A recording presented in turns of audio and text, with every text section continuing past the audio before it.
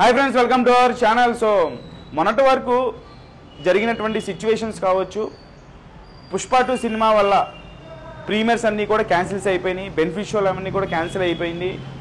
ఇంకా నెక్స్ట్ వచ్చేటువంటి సినిమాలకి బెనిఫిట్ షోలు ప్రీమియర్స్ ఉండవు అని చెప్పేసి అందరూ అనుకున్నారు. కానీ ఓ గుడ్ న్యూస్, సంక్రాంతికి రాబోయేటువంటి గేమ్ చేంజర్ సినిమాకి ప్రీమియర్ షోస్ గురించి తెలియదు, కానీ ఖచ్చితంగా బెనిఫిట్ షోలు ఫ్యాన్ షోస్ అయితే ఖచ్చితంగా ఉంటాయి.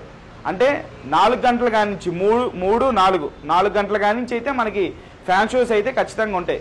ఎందుకంటే ఇప్పుడు దిల్ రాజు గారు FDC చైర్మన్ కాబట్టి రేపో ఎల్లుండో ఆయన సీఎం గారి దగ్గరికి వెళ్ళనున్నారు. ఆయనతో వెళ్ళి పర్సనల్గా మాట్లాడి సినిమా ఎంత కష్టపడి తీసామో, దీనికి ప్రొడక్షన్ వాల్యూ కావచ్చు, మేకింగ్ వాల్యూ కావచ్చు, శంకర్ గారి డైరెక్షన్, ఎందుకంటే శంకర్ గారు is the legendary director.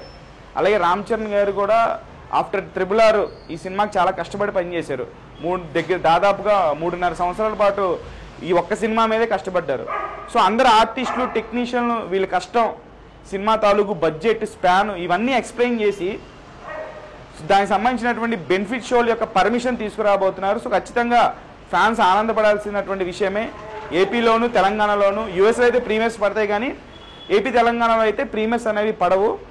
Fan shows అయితే చాలా ఖచ్చితంగా పడుతుంది, 100%, దానిలో డౌట్ ఏం లేదు, ఫిక్స్ అయిపోయింది ఫ్యాన్ షోస్. ఇది ఒక గుడ్ న్యూస్ అని చెప్పేసి అనుకోవాలి.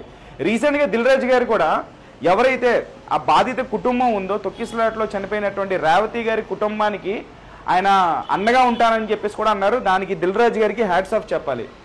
సీఎం గారు అన్నారు అందరూ పరామర్శిస్తానికి అల్లు అర్జున్ దగ్గరికి వెళ్తున్నారు, కానీ రేవతి కుటుంబం దగ్గరికి, చనిపోయినటువంటి రేవతి గారి కుటుంబం వాళ్ళ బిడ్డ దగ్గరికి, వాళ్ళ హస్బెండ్ దగ్గరికి ఎవరు వెళ్ళట్లేదు అని చెప్పేసి.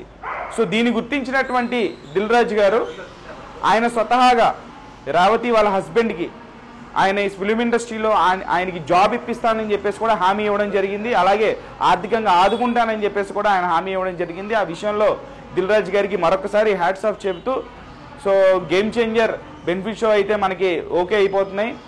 సో జనవరి 10వ తారీఖున, అంటే 9వ తారీఖున ఎగ్జాక్ట్ 12 దాటిన తర్వాత 3 గంటల నుంచి 4 గంటల లోపు, 4 గంటల నుంచి షోస్ పడనున్నాయి, బెనిఫిట్ షోస్. సో ఇదొక మంచి గుడ్ న్యూస్ అని చెప్పేసి అనుకోవాలి.